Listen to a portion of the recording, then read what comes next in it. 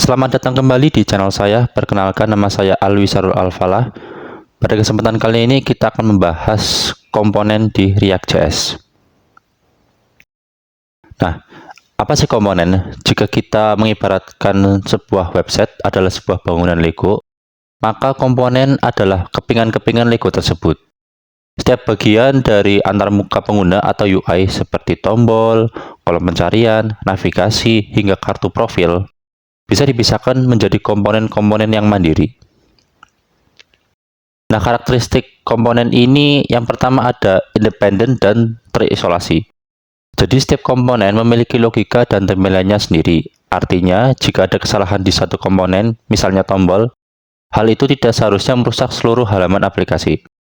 Yang kedua, reusable. Artinya setiap komponen itu bisa digunakan berkali-kali di komponen yang lain yang berbeda. Misalkan jika kita ingin membuat sebuah tombol tertentu, maka cukup satu kali kita buat tombol tersebut, lalu kita bisa gunakan berkali-kali. Yang ketiga ada komposisi. Jadi komponen itu ada komponen parent atau induk dan komponen child atau anaknya. Yang ketiga itu, yang keempat yaitu mengembalikan UI. Jadi komponen itu dia akan merender sebuah UI atau mengembalikan sebuah tampilan UI, yaitu HTML dan CSS-nya. Jadi di React.js ini terdapat dua jenis komponen ya. Yang pertama functional komponen dan yang kedua adalah class komponen. Nah, functional komponen ini yang pertama sintaksnya lebih sederhana karena dia berbasis function ya, jadi lebih gampang dipelajari untuk pemula. Yang kedua, performa dan optimasi. Jadi untuk React.js versi terbaru yang sekarang itu sudah full menggunakan functional komponen. Yang ketiga itu penggunaan hooks seperti useState atau useEffect. Functional komponen juga bisa melakukan segala hal yang bisa dilakukan oleh kelas komponen. Jadi sepertinya tidak ada alasan lagi untuk kembali ke kelas komponen. Nah, yang kedua adalah kelas komponen. Kalau kelas komponen ini dia menggunakan konsep OOP ya. Jadi kelas seperti itu.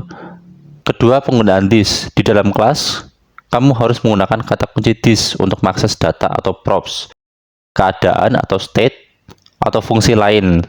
Contohnya di sini ada this props name atau this state counter. Berbeda dengan functional komponen tadi ya, yang ada useState dan useEffect. Yang ketiga adalah metode render. Jadi ketika di functional komponen kita merender sebuah UI, kita tinggal mereturn ya. Mereturn, kemudian kita bikin fragmentnya, lalu fragment itu diisi dengan elemen-elemen UI, HTML-nya. Nah, kalau misalnya di kelas komponen itu untuk mengembalikan UI kita menggunakan render. Nah, untuk contoh dari kelas komponen bisa kita lihat di bagian sini ya. Nah, ini adalah contoh kelas komponen. Jadi ini ada kelas, lalu ini ada state-nya. Nah, ini function-nya untuk membuat functionality ya dari kelas ini atau komponen ini supaya sesuai dengan tujuannya. Misalkan di sini dia ingin mengubah state ini menjadi true misalkan. Nah, di sini lalu ini adalah rendernya, yaitu UI-nya, elemen UI-nya. Nah, di sini adalah div class. Nah, ini. Nah, jadi ketika button ini diklik, this handle klik ini, nah maka dia akan mengubah toggle dari false ke true maupun sebaliknya. Dan ini adalah contoh dari kelas komponen. Namun untuk React.js versi terbaru sekarang hampir tidak ada ya kelas komponen, semuanya menggunakan functional komponen. Nah, jadi kenapa functional komponen seperti yang tadi dibahas? Yang pertama adalah keterbacaan. Jadi karena dia berbasis function, jadi lebih gampang untuk dibaca, dipahami. Dan yang kedua ada modularitas. Logika seperti mengambil data dari API bisa dipisahkan dengan custom hooks ya namanya. Jadi bisa digunakan kembali di banyak komponen. Dan yang ketiga ada masa depan React. Jadi tim pengembang React juga secara resmi menyarankan penggunaan functional komponen untuk proyek-proyek baru. Jadi untuk kelas komponen ini supaya lebih tahu saja. Tapi untuk penggunaan nanti kita seluruhnya menggunakan functional komponen. Kemudian ada export dan import komponen. Jadi seperti yang tadi dibahas adalah modularitas ya. Jadi komponen itu bisa digunakan berkali-kali atau reusable. Nah, caranya adalah dengan kita bisa mengimport dan mengekspor. Jadi ada dua jenis ekspor ya di sini. Yang pertama adalah ekspor default, digunakan dalam satu file hanya ada satu komponen utama yang dibagikan. Biasanya di sini tuh berfungsi misalkan kita ingin membuat sebuah komponen halaman secara total, misalkan kita cuma bisa mengembalikan satu jenis halaman, maka kita cukup menggunakan export default. Yang kedua adalah name export, digunakan jika dalam satu file terdapat banyak komponen yang ingin diekspor sekaligus. Misalkan dalam satu file kita sebut namanya file button misalkan. Nah, di dalam file button tersebut terdapat banyak sekali jenis button, misalkan button accepted, button cancel, button lain-lain, misalkan button delete misalkan. Jadi masing-masing button itu disatukan dalam satu jenis file di name export ini. Oke, sekarang kita bisa masuk ke bagian Visual Studio Code ya, supaya lebih paham. Oke, jadi ini adalah functional komponen. Ini menggunakan function ya, function app. Ini adalah function utama dari aplikasi React kita. Di sini ada use state ini yang tadi ya, hooks-nya namanya. Kemudian dia mengembalikan UI. Nah, UI-nya adalah ini. Oke, kita bahas pertama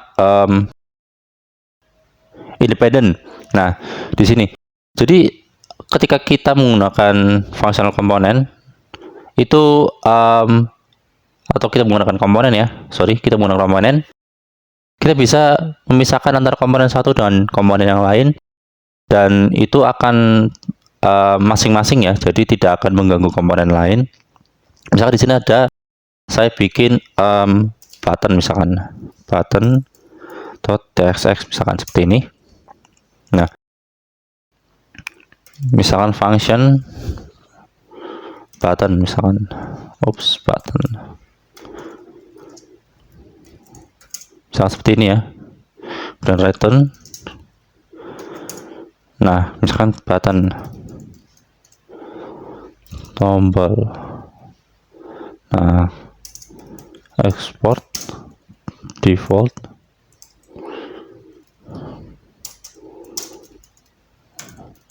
button.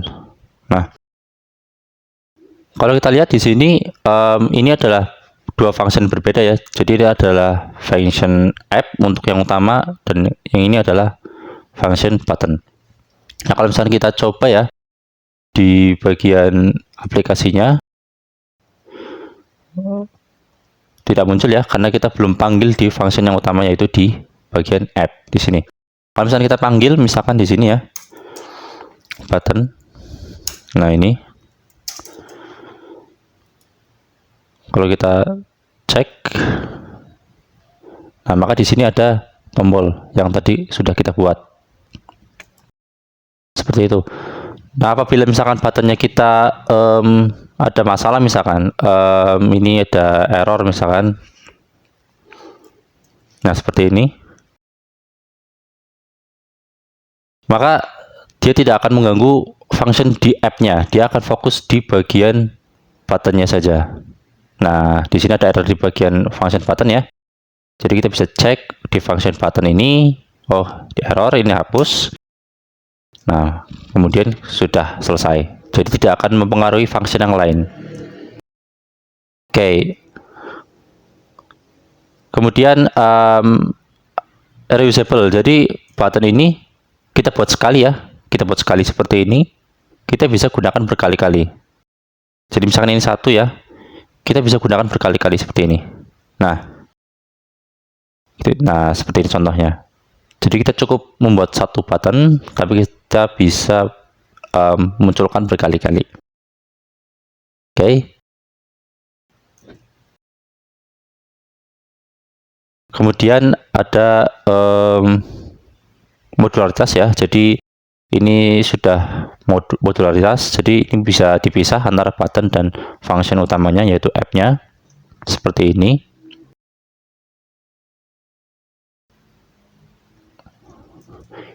Kita cek lagi. Nah, ekspor dan import ya. Jadi di sini saya sudah mengimplementasikan import ya. Jadi ini saya mengimport button dari button ini ya, dari button ini. Seperti ini. Nah, karena saya di sini itu bertujuan untuk mengembalikan satu elemen ya, satu elemen seperti ini. Maka saya menggunakan export default seperti ini. Export default. Seperti ini juga sama ya. Di function app juga karena dia berniat untuk mengembalikan satu elemen yaitu app. Nah, ini juga sama, export default app. Nah, bagaimana dengan name export? Misalkan di sini ada button ya. Ada button di sini, misalkan button cancel. Oke. Kemudian di sini ada function lagi button accepted. Misalkan ada dua button seperti ini, kita return button accepted. Nah, misalnya ini cancel. Nah, jika kita ingin mengembalikan dua button seperti ini atau dua function ini, maka kita tidak perlu menggunakan export default karena kita bertujuan untuk mengembalikan lebih dari satu function ya. Kita ini tidak perlu seperti ini.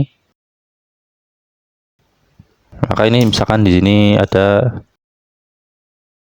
accepted button accepted. Oh sorry, ini ekspor ya. Export sini, nah, export juga. Nah, sip. Kita ini close. Oops.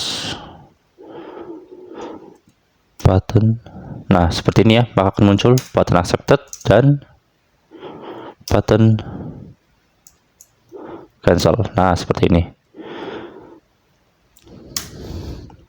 Di sini kita perbaiki button accepted dan button cancel. Nah, seperti ini. Jadi terdapat dua cara ya. Kalau misalnya kita ingin membuat button di sini, kita satu file lalu kita kembalikan lebih dari satu function. Seperti ini caranya. Export function, button accepted dan button cancel. Lalu kita bisa pakai di bagian sini. Kita bisa cek di bagian browser. Nah, muncul ya accepted cancel.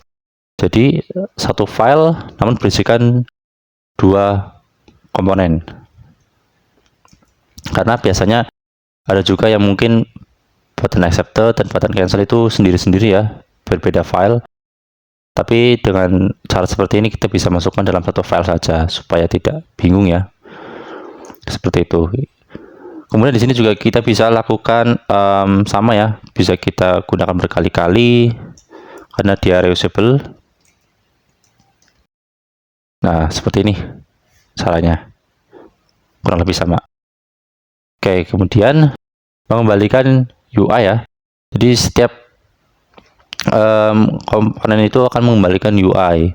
Jadi di sini sama ya, ini return accepted mengembalikan UI. Kalau misalkan kita ingin lebih dari satu ini ya, satu elemen, kita bisa lakukan seperti ini. Kita bikin fragmentnya seperti ini, lalu button lalu seperti ini. Nah, seperti ini.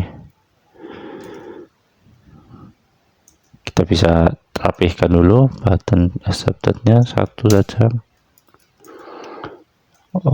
Accept, cancel, sorry. Cancel, button cancel.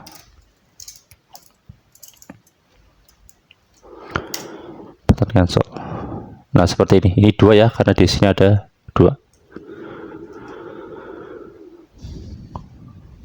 Kurang lebih seperti itu untuk bagian komponen. Kita berjumpa lagi di video yang selanjutnya. Terima kasih.